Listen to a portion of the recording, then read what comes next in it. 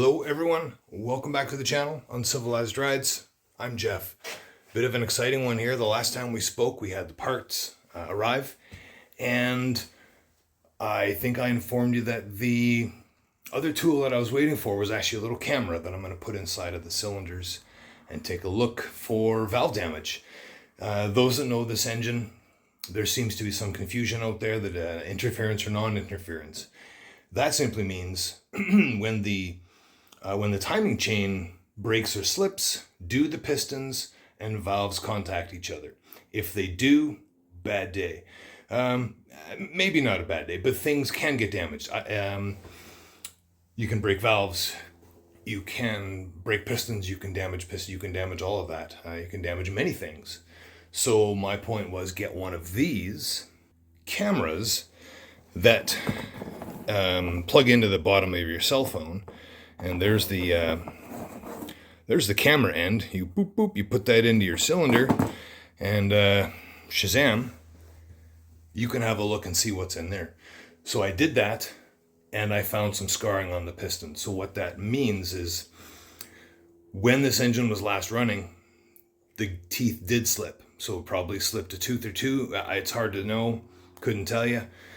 And in doing so, one of the valves was open, and the piston came up to meet it, and they contacted each other because they were out of timing. Okay, so that's what we're dealing with. And I had a look in all 6 cylinders, and all 6 have the same little half moon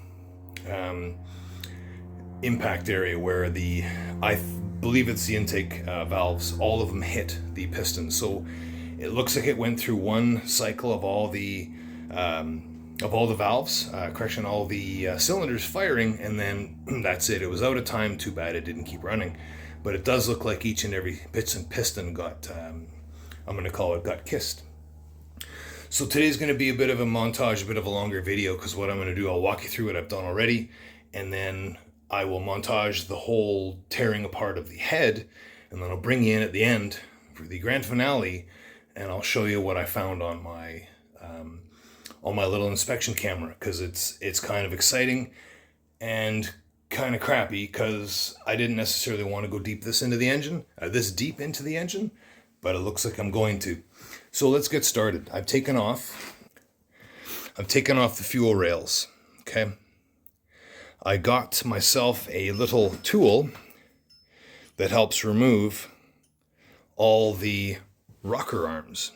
Okay. So let's come back over to the engine.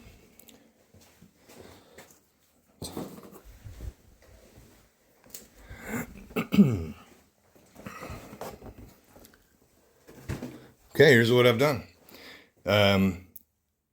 Camshaft. No camshaft. So we've got rid of the camshaft, we've got rid of the lifters, and of course, in order to get rid of the camshaft, you have to get rid of the lifters first. The spring, the valves and the spring pressure press on the rocker arms and press therefore on the cam. So in order to get the camshaft out, you need to get the rocker arms out. But anyways, you can see I took the fuel injectors out so that I could use that tool more effectively. And that's about as far as I needed to go with the parts removal. So I've got the whole setup on the bench now, and what I'm about to do is take the final bits, undo the head bolts. All right, so we'll come back over when I start montaging here. We're gonna undo the head bolts, and I have one thing to do with the timing chain down on the front. Then I can remove the chain itself and the guide. The guide that I've already loosened off the top part of it, but the bottom part has to be removed. And then I'll pull the head off, and I'll bring you back, and I will show you what that looks like and what the camera saw. We'll see you then. Enjoy.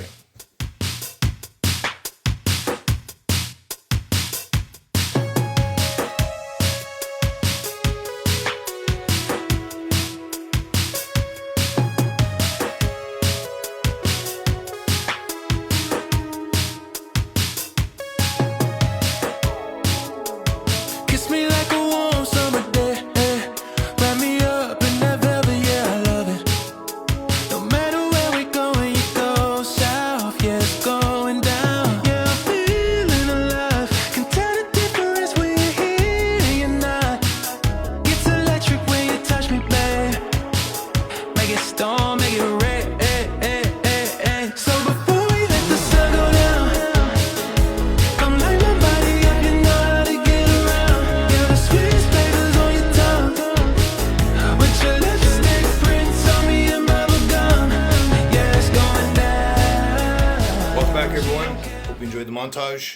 let's see what we found. Here we go. Heads off. And there's some valves. You've got the exhaust valve, looks a little burnt, different color. And then the intake valve. And if you keep looking, oh, did you see it?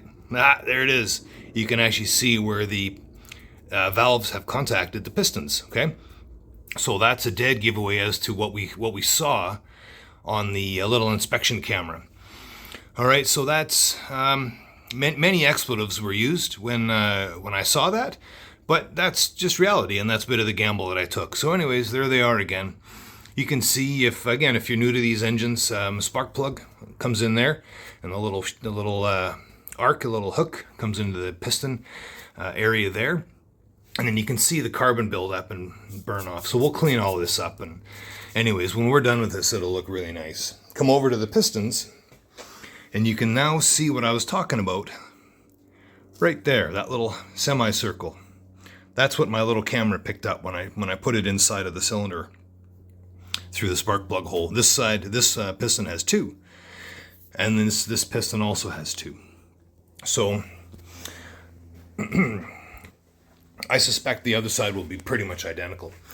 And a couple things I encountered along the way was really had to work hard at cracking the cylinder bolts, of course, or the cylinder head bolts. Of course, they're 300,000 K, 23 years old. A little bit of a challenge, but I got it. I actually did them manually. My impact wrench, probably too weak for it. So I decided to do it by hand, and at least then you can monitor how much pressure you're applying. But sometimes the impact is actually the force that loosens the bolt. Sometimes it works in your favor to use the impact. But anyways, I got them off. I got them removed. Started prying gently. One reason I don't make how-to videos, I make how-I videos. This is how I am doing it. Often it's uncivilized, and because those are the tools I have. Got all the cylinder head bolts out, and I started to pry. And as I pried, I noticed one side was moving, the other side was not. I'm like, Noticed that I had missed two cylinder head bolts. So those little expletives were out of sight, and therefore I didn't see them, didn't loosen them. I didn't do any damage. I just noticed that the head wasn't moving, so then I found them. And they're hidden inside the, this is the bottom side, but these are those two bolts. So they're little guys. They're these two here. So I took the 8 out, 2, 4, 6, 8, and then there was 2 that I found afterwards. But once you get those out, the head comes off right away. It's not a big deal. So a little more work than what I thought I was in for, but whatever. I guess that makes for more videos and a little more experience in my book. So I'm not really, I'm not unhappy about it. It's going to be a good experience. While we're in there, though, I'm gonna look at the bottom end. The bottom end being the crankshaft and the connecting rods, and just make sure there's no play, there's no slop. Why not? I mean, we're already there, down to the base of the engine, the core. So that's it for now. I'm gonna run upstairs and grab a coffee and a snack and get back at it. Thanks for joining me. Like and subscribe. Take care.